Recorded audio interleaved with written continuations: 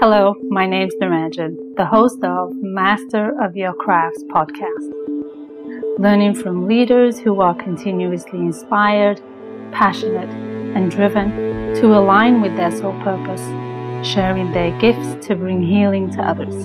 The music is composed by Rebecca Everett.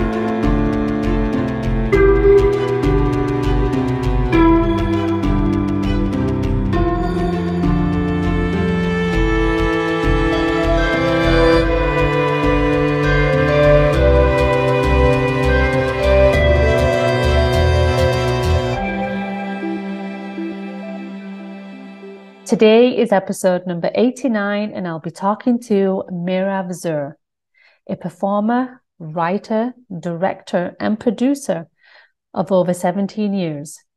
Zur's latest production, Inconceivable, the totally true, one-woman, semi-fertile, quasi-musical, is her biographical comedy about infertility. This award-winning solo show has been performed on international stages, large and small, using humor to smash the taboo of infertility. Hello and welcome to Mirav. How are you? I'm good, thank you. How are you? Thank you for having me. I'm well, thank you. You are welcome.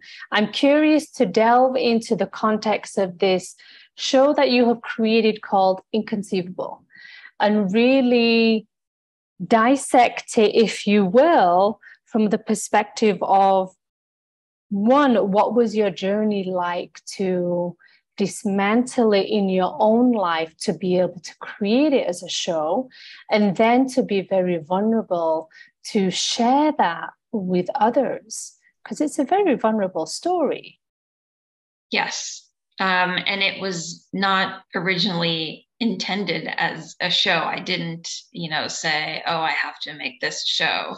It was actually professionally, I'm an actor and producer, writer, director. I've been creating productions and performing in them for years, and various productions, fiction, fun, light things, yes. Lots of different kinds of characters. I've been doing that for years professionally, but personally, many of those years I was going through infertility and secondary infertility. And for those who are listening who don't know, infertility is just, having the inability to procreate, to have kids for various reasons. So I was going through that, and I wasn't talking about it with anyone. And I made my husband not talk about it with anyone because I was clearly the only freak of nature going through this in the entire world, and no one else needed to know. So I was just, and for various, my own explanations, I didn't want, people to get, I don't know, to misunderstand or be, give pity or, whatever it is. I didn't want to deal with any of that. So I just chose not to talk about it at all, and, just be like, everything's fine. And this has been going on for years. And then at one point, a few years ago, my husband and I had gone through yet another miscarriage, and it was a more massive one for many reasons at that time. And I guess I don't know, at that point in time, it just kind of clicked that I was actually ready to talk about it finally, and just kind of let it out and share and just be like, this is what's been going on. And I somehow came to the conclusion that I could do that with some close friends, but then I got stuck because I was like, I don't know how I'm going to tell them, because as you said, it's very vulnerable, very raw, very loaded. How am I going to talk about this? And then I was kind of frustrated because I'm like, okay, now I feel like I'm kind of ready to finally talk about it. Now I can't, because I don't know how to do that. Like, I don't want to just like start bawling about, all this stuff. Right. And then I just kind of said, wait a minute. I just went back to utilize my professional skills. And I was like, wait a minute, theater, I can do that. I can do that. I can speak that language. And so I just pretty much created this little sort of presentation. And I made a group text on my phone with my close friends and said, hey, come on over on this date to my house for cookies and hormones or something like that. I don't remember really. And they had no clue what they were coming for, but they're incredibly awesome. And they were like, and they know I do this, I do shows and stuff. And I don't know what they thought was going to happen, but they indulged me and they were like, yeah, sure. And they came and I had them sitting in my living room and I was in front of them presenting essentially what I had been going through all these years. But I didn't tell them like I'm talking to you now. I told them through, silly characters and funny songs and all these weird props and all these, quirky stories. And it was funny. And they laughed and it was, great fun. And then, when it was over, I literally immediately got up to the door, opened the door and waited for them to shuffle out and be like, okay, we don't have to talk about this anymore. Just like, I was like, it's done, but they didn't leave.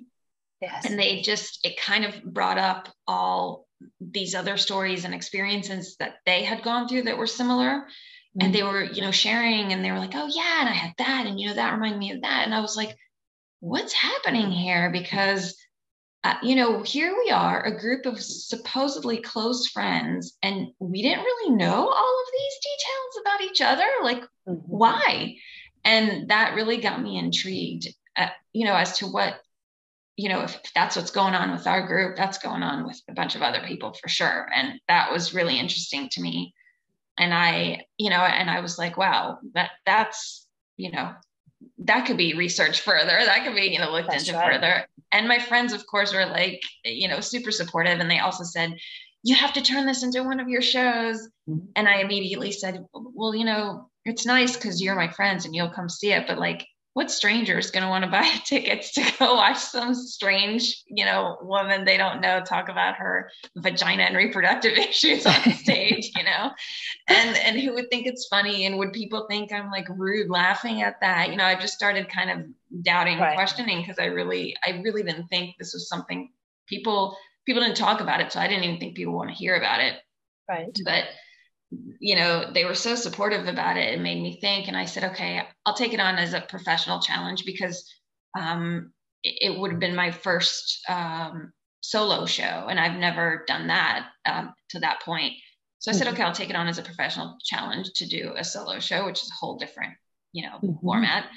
And I did that, and it took about a year to create this, to write it and go through it. I had a dramaturg, an amazing dramaturg, who's a person who kind of goes through the text, and it's kind of like if you're wearing a dress, the dramaturg is that belt that like kind of puts it together. And and I had a stylist work with me for like the look of the show, really like work wow. at how to do it, make it presentable. And that's it, and geared for the premiere. And I was going in knowing fully well it was going to be a one night only event, because I was like, okay, this is it. Like, no one's going to want to see this repetitively. Like, that there's not going to be, any request for this to continue. But I did the premiere, and the response was overwhelmingly positive. Like, I really did not expect that at all. Mm-hmm. And that's when it went from there. It just, I continued performing, and I performed in various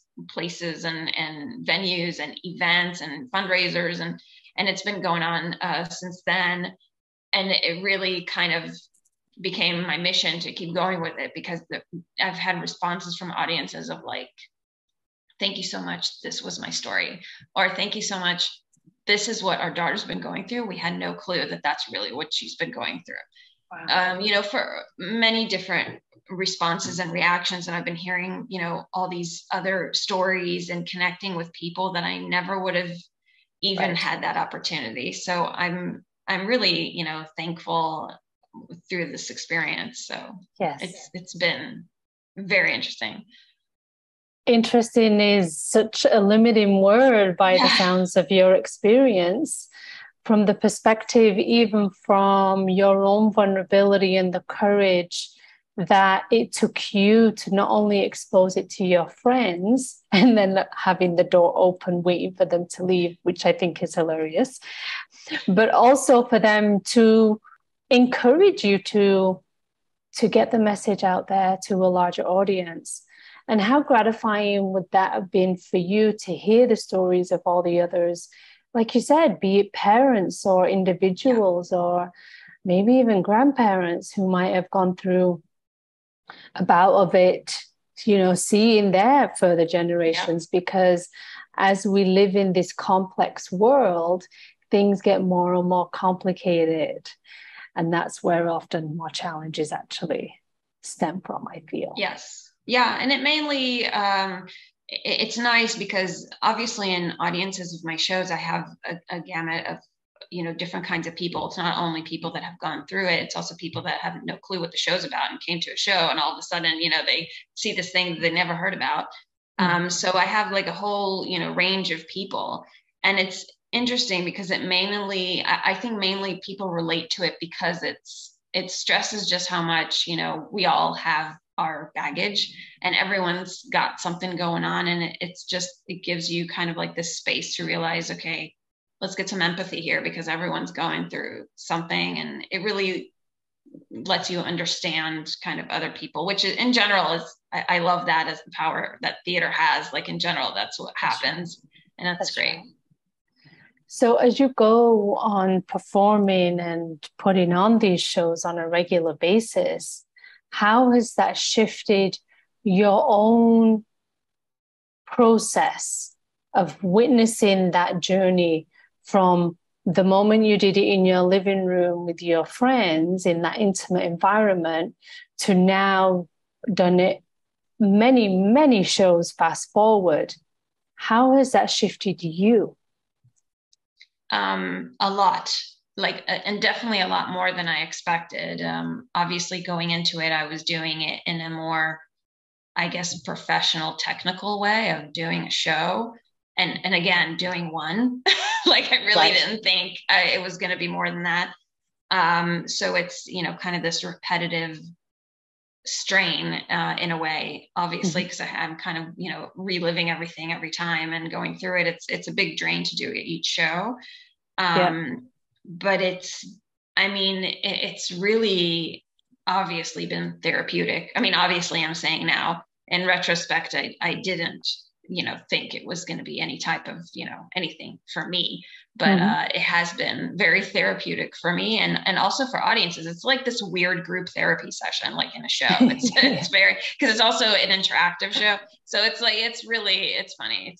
It's not at all what I expected it to be, but that's kind of like what happens. So it's nice. Yeah. How beautiful that it is. Is it with a larger audience or do you like to still keep them small so it gives you that intimacy? That's actually a good question. I've done both, like very different kinds of audiences and different, audience numbers.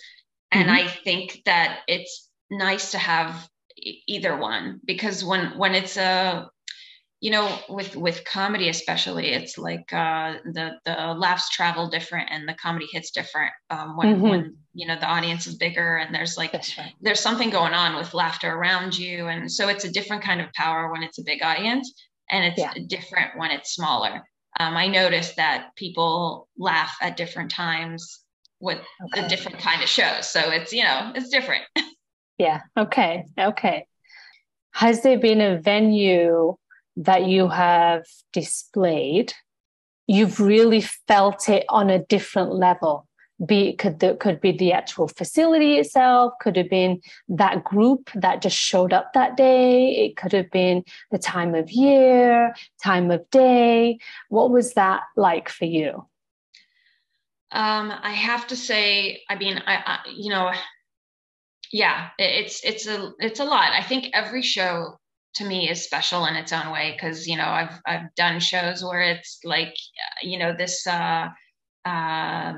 like the very first show, so that was huge, could I even pull this off kind of feeling. I've done this show with at like a fundraising event where it was purpose driven for this topic, so I was like, okay, will I help get the word out for this special thing? Will it work? I've had I had shows where I had no one ended up and no one really knew what the show was about, and like they just came because they thought it was like I don't know, comedy or something. There was something going on with the advertising at that point in this venue.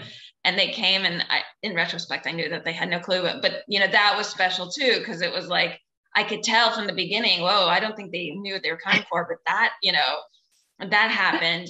But I think like the one of the bigger ones, I mean, again, each one had its thing, but one of the bigger ones was when I first took the show to an off-Broadway performance. And it was like, that was huge. I'm a huge Broadway person. Every time I go to New York, I'm like, Yes. just like, whatever show I can go to, because I love it. I love it. I love Of everything. course. And so being there, I had to kind of like calm myself down and be like, okay, wait, don't think about the fact that like, I'm like right there, like, near Times Square, like, Uh-huh. it was, and I wasn't in a huge venue, but I was like, I don't care. I can perform in like a little tiny closet on Broadway. It's like, That's but right. I was just so, it was huge. It was like really, and the audience at the time also, I had two critics that were men that were there, and I was freaking Interesting. out. I was like, I don't know if they'll get it. I don't know. But and I had a bunch of people that were, complete strangers. It was a big gamble to see if Wow. they would even, like it. And it was a great audience, great energy. So it was awesome. What a gift. What a gift for you to witness that and for others to witness that for you, bubbling with excitement by being in this iconic place, Yeah. right? Yeah. What a dream. What do you feel are some of the attributes that connect you to not only your purpose of making people laugh, because outside of this inconceivable, like you've said, you're an actor, you're a producer, you enjoy making people laugh. So, what are the other attributes that connect you to that purpose of here I am, this is what I'm here to do to the world? I think, like I said earlier, I think knowing that theater has that effect of getting people perhaps what they need in the moment, whether it's an escape, some sort of connection, some sort of therapy, some sort of entertainment, whatever it is that they need at that moment. Theater has the power to bring that. And it sounds kind of maybe even cheesy that I'm explaining it that way, but but it is. And it's like this power that you're always told about, and you learn about when you're doing it, and you think, but I have to say, I really felt it with this show. And that's amazing that I can just be a part of that, having people, escape for a little bit, or laugh for a little bit, or think for a little bit, or learn for a little bit. It's great. Absolutely. Yeah.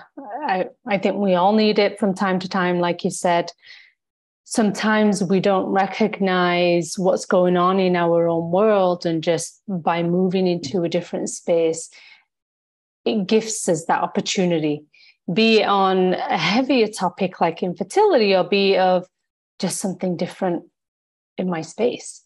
What do you feel is your calling, or one of your callings? Uh, Theater, comedy, acting, performing. That's, yeah, making people laugh. I love that.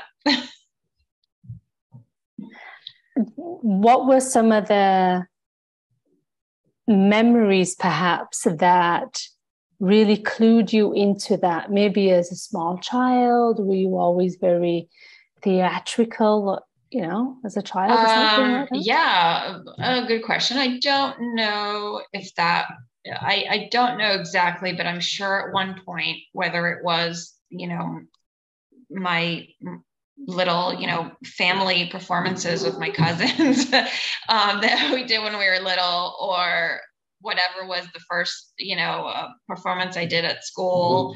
And, you hear that first, laugh, that first, moment of they felt happy from something you did Right. or said, that it's just like, yeah, that's what I want to do. Yeah. That's, it's so it's great. So you always knew by the sounds of it. Yes, although I have to say that growing up, when you're, everyone's like, well, if you ever pursue arts or sports, always make sure you have, something to fall back on, because like a real job, because arts and sports are not real jobs. So, Right. and there's a lot to say to that. I get that. That's the big, kind of, I guess caveat of going in this direction is that, yeah, it's a hard career choice, because it's not easy in the sense of you go to a job interview and you get the job based on that conversation and your skills, and then you get paid for the rest. That's how it is, and you get paid every week or every 2 weeks or every month or whatever set amount. It's not like that with the That's arts right. and sports often as well, and so you just have to tackle it in a different way and figure out how do you do that. And the support that you can get from family and friends is invaluable in these instances, because it's not easy. Absolutely. Is it new to your family, this production, this art kind of career or lifestyle, if you will? I've Is it actually new within had your family? Yeah, I actually have artists, visual artists, many visual artists in my family, or many, quite a few, and but performing arts, yeah, that was definitely kind of new, especially for like my immediate family. It was not, obviously it's a hard path to choose. Yeah, not I don't have did not have others in my family in performing arts. So I was kind of the weirdo in that, that situation. I hear you in that. I echo the same sentiments. I mean, yeah, I took a different route too. And yeah, I got the same questions. When are you going to get a real job? Yeah. Yeah. When are you going to do the whole 9 to 5 situation? Right. And it's, and it comes from, I mean, when you hear it, it's very, frustrating. But of course, it comes from a place of love and worry. And, they want the best for you, and not to go through, because it's a lot to go through. So, I get that now also. But yeah, and it's harsh. It's very, it's not easy, especially in the field of performance arts. A lot of people, there's so many talented people, like uberly talented people, that don't go very far, don't get the recognition, can't make ends meet. It's just that's how it is. It's so unfortunate. And of course, in our society, it's, isn't that just the way it is? People, love the entertainment, but they never support it, from the get-go. The arts are always first to be cut in anything. So that's true. Yeah. Even though they're the most important, I think, especially when growing up. Absolutely. Yes, they are very crucial, and they're a pivotal piece of human beings and life, and making us round and filling up our personality and beingness. But equally, I know of many visual artists and performing artists who have actually been injured from one thing after another. So their backup plan, I guess, had to work, right? So it shows up in all sorts. So ultimately, I think we need to be grateful for what we have, the opportunities presented to us, but also how we can shape what we love into a way that's going to sustain us. And you've done this beautifully through this process. Completely. Yeah. Absolutely. So with this being said, in terms of the production, the show itself, and that burning desire, that inner part of you wanting to make people laugh and show the lighter side of life and entertain them from a world of what could be really quite heavy and very discouraging and maybe a little depressing and all those other heavy emotions out there. an escapism into that, what has that taught you about you? And has it defined who you've become? Definitely gave me tools to, I guess, understand and cope with things because, especially with people, I think, theater, it's one of those, I mean, I'm a theater nerd through and through. I believe that theater is like super important to learn. It should be one of the basics, like math, science, history, Yep. theater. Mm-hmm. Like, I think it should be, one of those things, only because I think it really gives you the tools to understand people.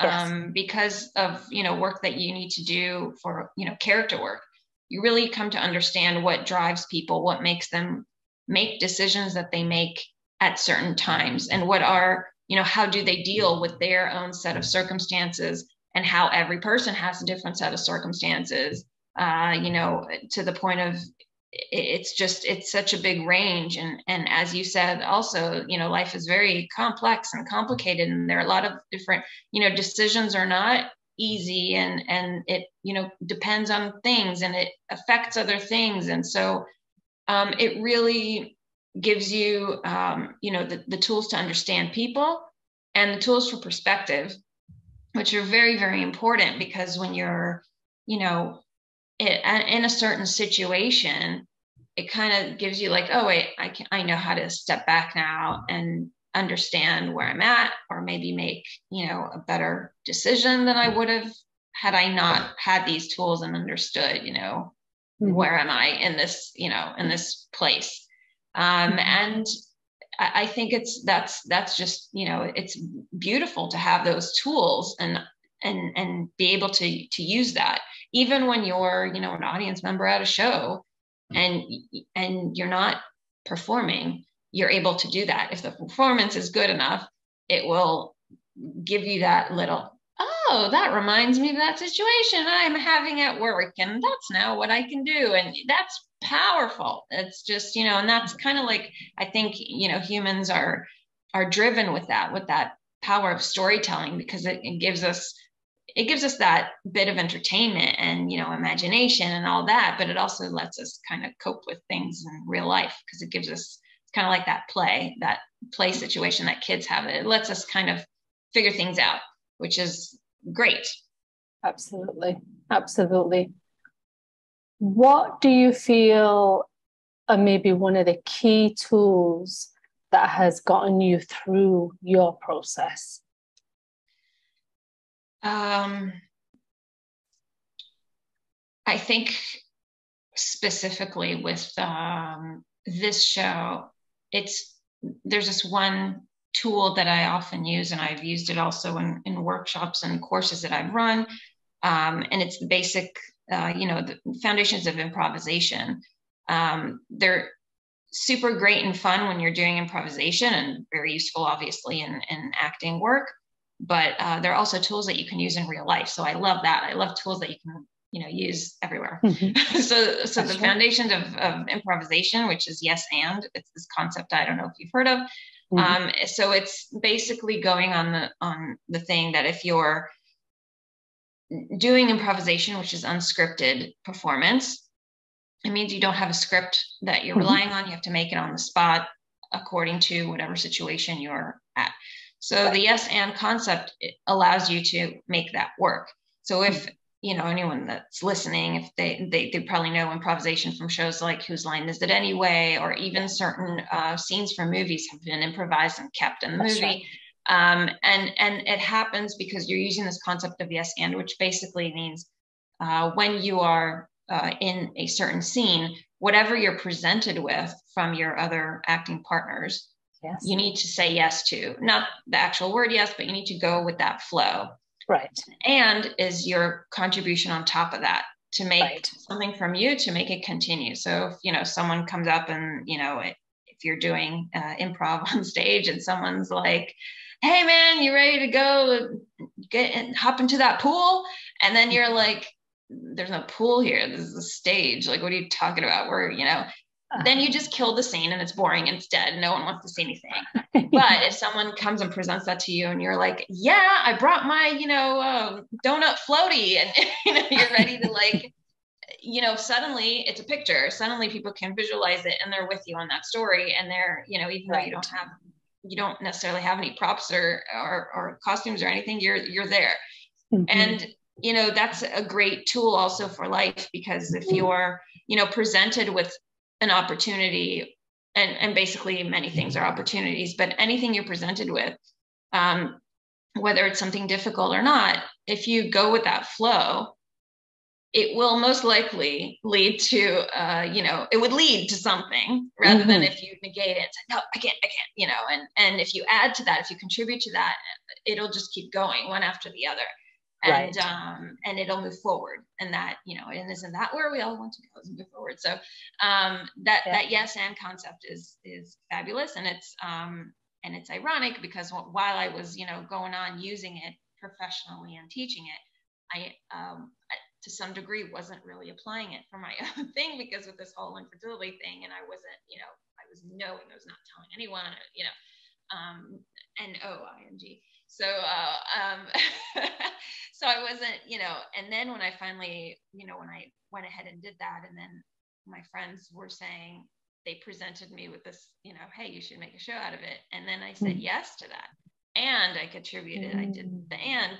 Then things really took off and went to places that I really didn't expect. It was more than that show. It was more than just, doing that professional accomplishment of being able to do, a full solo show. It was, going to different places. It was Broadway. It was, meeting all these people. So yeah, that wouldn't have happened without the yes and. So I think that is a great tool. It's a brilliant tool. I love it. And I didn't know it was practiced as part of an improv, because I've actually come across it from coaching, which I think is really interesting. But it's just, the similarity is there is a continuation to keep momentum. To keep the flow going. Mm-hmm. And it's not easy in real life, because it's never, hey, this is the presentation part of the thing I'm offering that you're supposed to say yes to. It's never clear. You kind of have to like figure out that's kind of the tough part. But once you know that's, that it's possible in any way. Yes. And of course, I always say this little, asterisk. Obviously, if someone comes up to you and offers you crystal meth, you don't have to say yes to that. That's it's not yes for everything. It's just a little bit common sense, but yeah. Or a lot in that context. Yes. But we'll save that for another conversation. Yeah. I love that though. I love it. I think it's a great add-on for anybody who is looking to step out of their comfort zone a little bit and look at life from different perspectives, to attend a show that they've never heard of before, or stepping into a challenge or an experience that, I don't know how big this industry is. I know infertility is a massive industry. I've had my own journey with it over many, many years. It's a big industry, and there's a lot of stuff out there that are leveraging people who were seeking alternative solutions for it. So I guess the opportunity is to broaden one's horizons, go into a place of compassion and empathy, because we just don't know what anybody else is going through. Yeah, completely. It's something that, any person you pass by during your day every person has an entire world. And, it's, and that's also why I love, the whole entertainment part, because if, even if I'm doing this show that's like super challenging and maybe not quite accepted by, the general public as, what, a comedy about infertility, so, but if I'm there performing and I make even one person laugh, that's like, for me, everything. Yeah. So that's, it's just, knowing that there's one person that identifies with that it helped them in some way.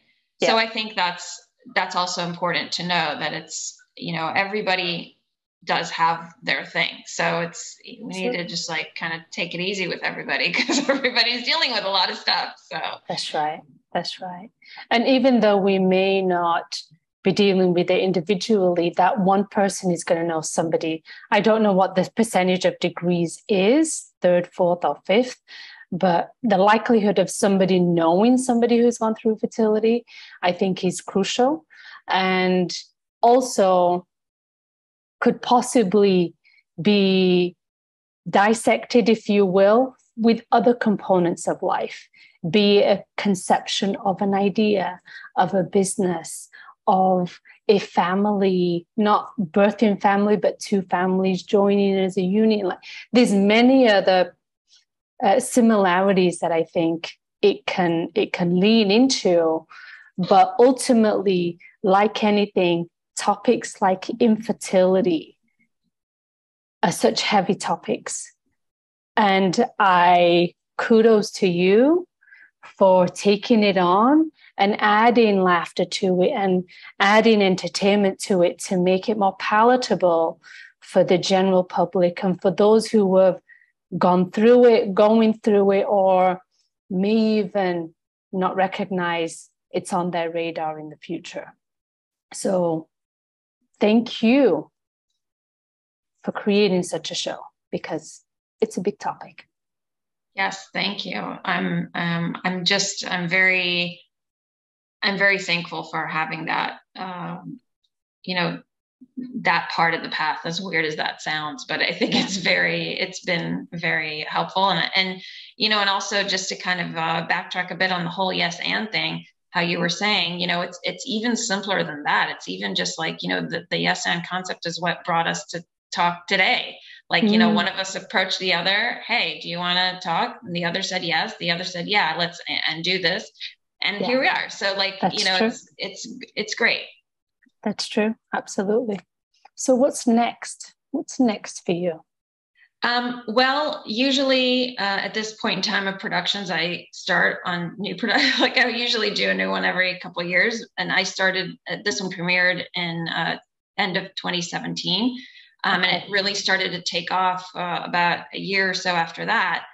And really I was set with, a bunch of other shows. I had this whole US tour going, the beginning of which was on that same weekend where the world shut down in the pandemic. Of course, yes. And then, of course, so then everything, the rest of that tour shut down, everything kind of halted.